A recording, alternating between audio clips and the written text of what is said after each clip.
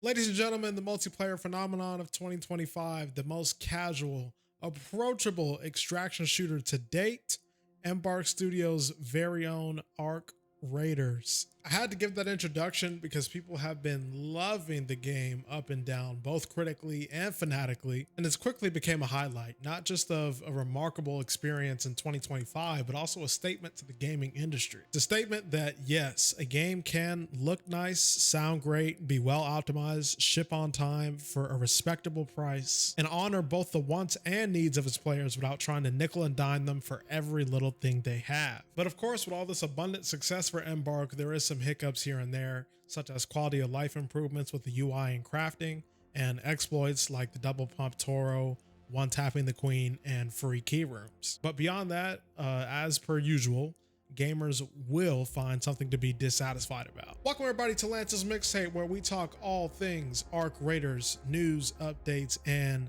likely FPS content in general. There's a lot going on with BL7 right now, and I might want to talk about some of that. But today we are going to be talking about the PvP VE situation that's currently going on with Arc Raiders, as a lot of folks seem to be greatly dissatisfied with their experience / slightly agitated. So for those of you who are unaware, Arc Raiders was initially revealed as a co-op PvE game. It was going to be 8 players, free to play, similar to the kind of thing that Helldivers 2 or maybe Destiny has going on. The atmosphere and setting mostly remained the same, but the gameplay focus was very different at the time. It was revealed 4 years ago at the Game Awards 2021. And fast forward a few years later, we were getting reports about the game switching over to a PvPvE. It was also incurring some extraction elements and going from the free-to-play model to pay-to-play. Now, in terms of the lore, world building, or at least like the plot of the game is concerned, the PvE element is pretty important to the game. Of course, you have the Arc, which is the main focus. As Embark has stated, they want the Arc to remain the main focus of the game. When you have events going on like the Queen or the Matriarch that require a lot of teamwork and cooperation to take down these huge boss Arc, you see a lot of beautiful things happen where players who otherwise don't have to cooperate and work together do so in a common interest of taking down these Arc. Now, of course, is there going to be that one cheeky player who sits 100 200 meters away just camping out, staking out, looking for people, looting all the good stuff? Yeah, I mean, that can happen. But that dynamic where somebody could be staking out players who just work together to take down a boss is the dynamic that brings us to this topic in the first place. The game does not restrict player agency, which is a good thing. I don't think Embark should be restricting players to certain playstyles or behavioral frameworks just because you can be an asshole in the game. But there's a couple things to this. One, Embark has said multiple times that they wanted this game to work as a PvE co-op game, and it just didn't. From the gameplay loop to the map design to the rewards and incentives, they really were trying to push for that. And of course, in the playtest, as they said, there were some very emotional moments and dopamine releases, but they were kind of far and few between. And PvP breathed some fresh life into that dynamic with keeping, the tension and challenge of the existing environment, while of course offering that player-to-player interaction. And we've already seen plenty of times some amazing moments with the proximity chat, and as mentioned before, players coming together to fight a common enemy. So yeah, the first point is that this was originally intended to be a PvE experience. The second point is the idea that there needs to be a balance between the two. So the interactions, a lot of people talk about their first week of the game where everybody's, real friendly and helpful, getting quests done together and whatnot.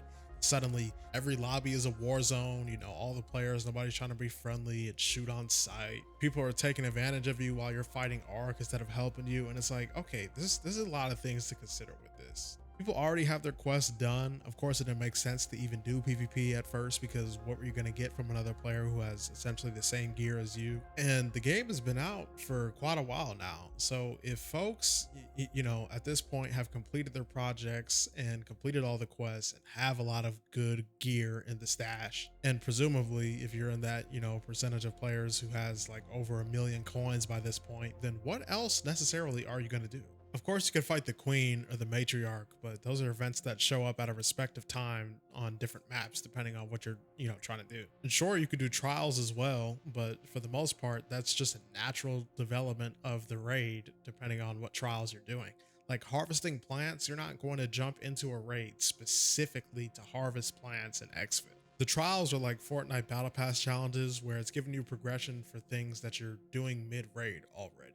There's enough people playing this game. The game has actually been growing over the weeks that it's been out. This is something that you just don't see for live service games. It's amazing what Arc Raiders is pulling off right now. There's enough people here that when new players pick it up, or when players who maybe, only play on the weekends or 1 hour a night pick it up, they can find other raiders alike who are not deeply progressed into the game yet. They can collaborate and work together.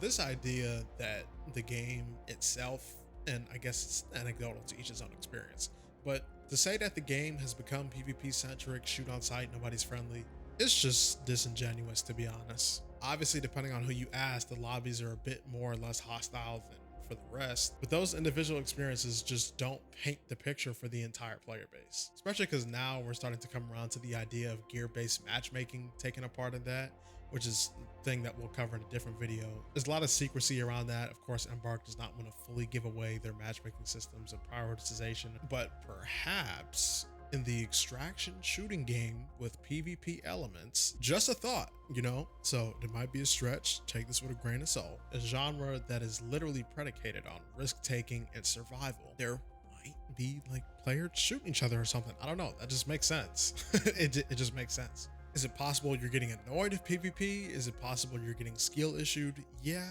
and there's nothing wrong with that. But if the game essentially that you want is across the street in Helldivers 2 or Destiny 2, or even in the same vein like Incursion Red River, then just go play those games. And you see, at this point, it kind of makes me curious, because if those games have been around for as long as they have, and this game just dropped, and there's this narrative that PvP has become too prominent and we need more PvE focus, where were they before this game dropped? Were they playing those games? Did they get bored of them? Were they not playing games at all? I just basically find it hard to believe that you purchased this game knowing what you were purchasing and decided to complain about it.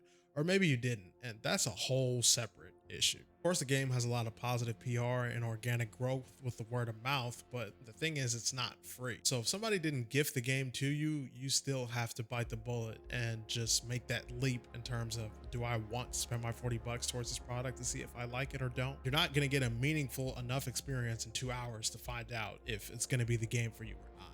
So in a lot of cases, people just bit the bullet and they actually really enjoyed the experience. And for the rest, if that wasn't the case, I'm guessing they just feel obligated to stick around, or maybe they hop on with their friends every now and then so that they can get some PvP in.